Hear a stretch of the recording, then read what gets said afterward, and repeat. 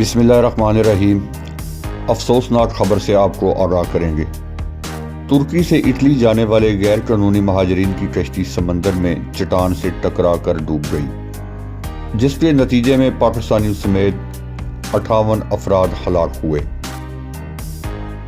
برطانوی میڈیا کے مطابق غیر قانونی مہاجرین کی کشتی ترک شہر ازمیر سے اٹلی جاتے ہوئے گہرے سمندر میں حادثے کا شکار ہوئی۔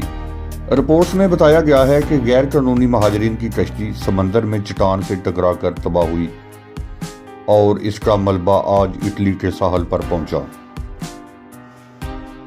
اٹلی کے حکام کے مطابق کشتی ڈوبنے کے واقعہ میں 58 افراد ہلاک ہوئے، جن میں ایک بچہ بھی شامل ہے، جبکہ ہلاک غیر قانونی مہاجرین کا تعلق پاکستان، افغانستان اور صومالیہ سے ہے۔ حکام کا کہنا ہے کہ کئی افراد کی لاشیں تیرتے ہوئے ساحل پر پہنچی۔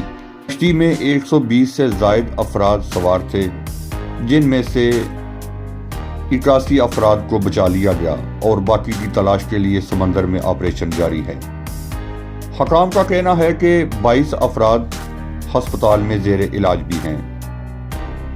دوسری جانب سوشل میڈیا پر حادثے کا شکار ہونے والی کشتی میں سوار مبینہ پاکستانیوں کی تصاویر اور دیگر دستاویزات زیر گردش ہیں، تاہم اس کی مصدقہ ذرائع سے تصدیق نہیں ہو سکی۔